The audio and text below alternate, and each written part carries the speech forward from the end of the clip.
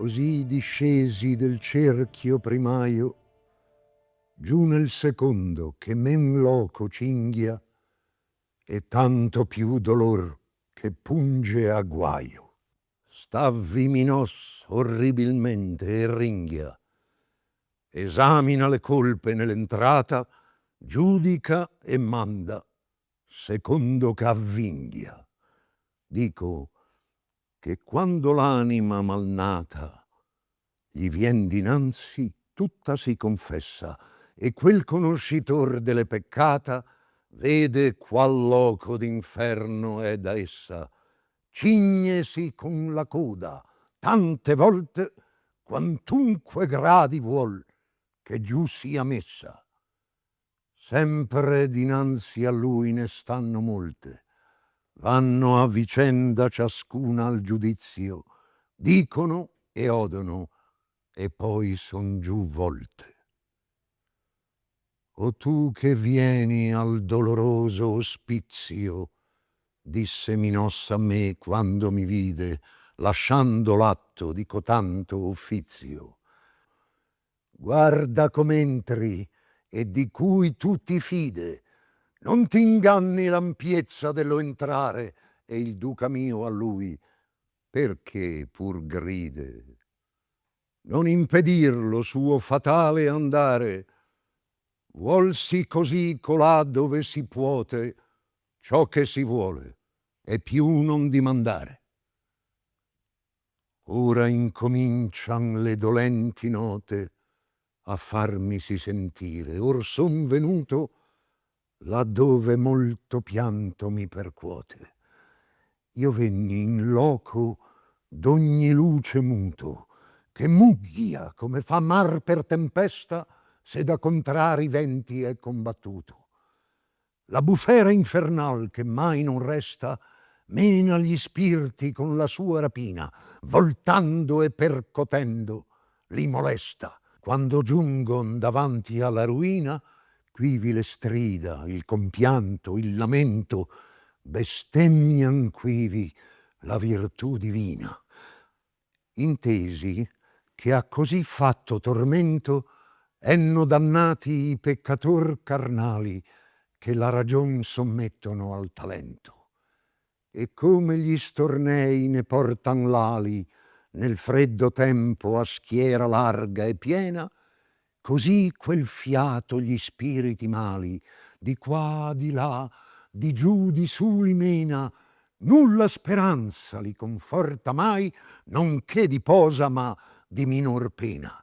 E come i gru van cantando l'orlai, facendo in aere di sé lunga riga, così vid'io venir traendo guai ombre portate dalla detta briga, perch'io dissi: maestro, chi son quelle genti che l'aura nera si gastiga? La prima di color di cui novelle tu vuoi saper, mi disse quegli allotta, fu imperatrice di molte favelle. A vizio di lussuria fu sì rotta che libito felicito in sua legge per torre il biasmo in che era condotta.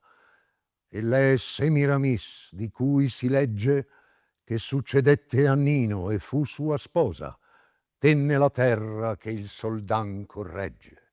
L'altra è colei che s'ancise amorosa e ruppe fede al cener di Sicheo, poi è Cleopatras lussuriosa, Erena vedi per cui tanto reo tempo si volse, e vedi il grande Achille che con amore al fine combatteo, vedi Paris, Tristano, e più di 1000 ombre mostrommi e nominommi a dito che amor di nostra vita dipartille.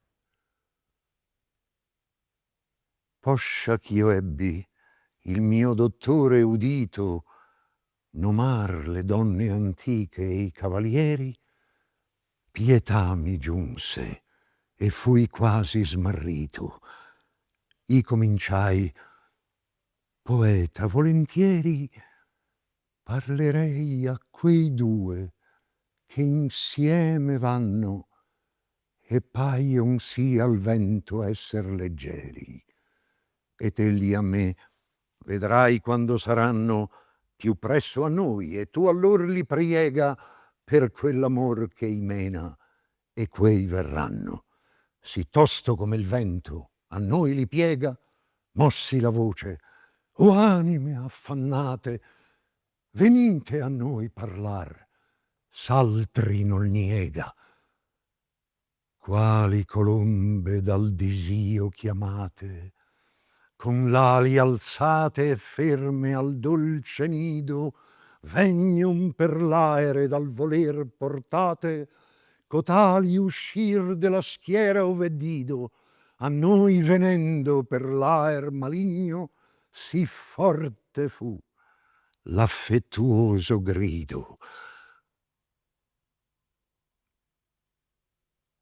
O animal grazioso e benigno, che visitando vai per l'aer perso, noi che tignemmo il mondo di sanguigno, se fosse amico il re dell'universo, noi pregheremmo lui della tua pace, poi c'hai pietà del nostro mal perverso, di quel che udire e che parlar vi piace, noi udiremo e parleremo a vui, mentre che il vento, come fa, ci tace.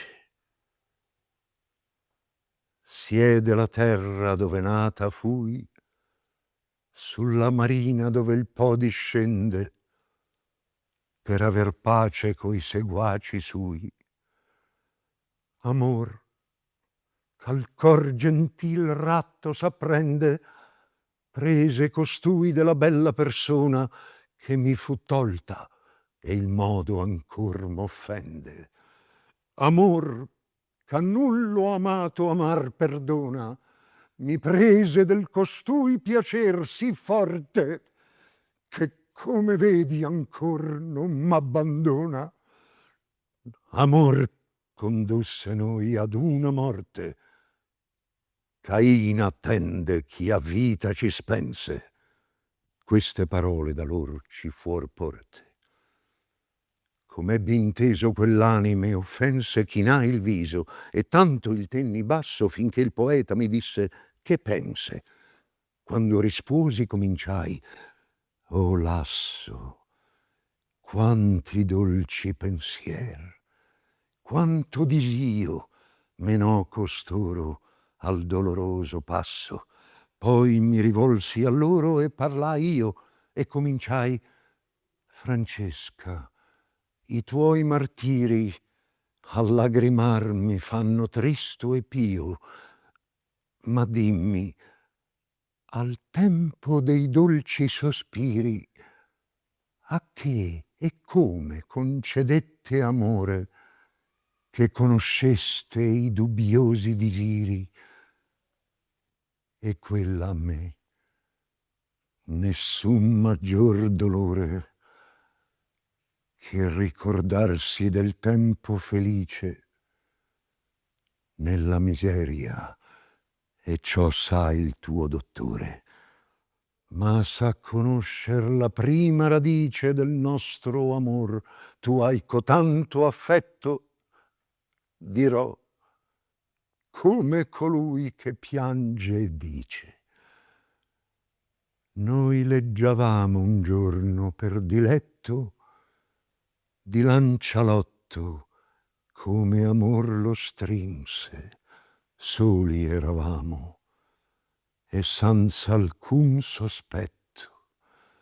Per più fiate gli occhi ci sospinse quella lettura e scolorocci il viso, ma solo un punto fu quel che ci vinse, quando leggemmo il disiato riso esser baciato da cotanto amante, questi che mai da me non fia diviso.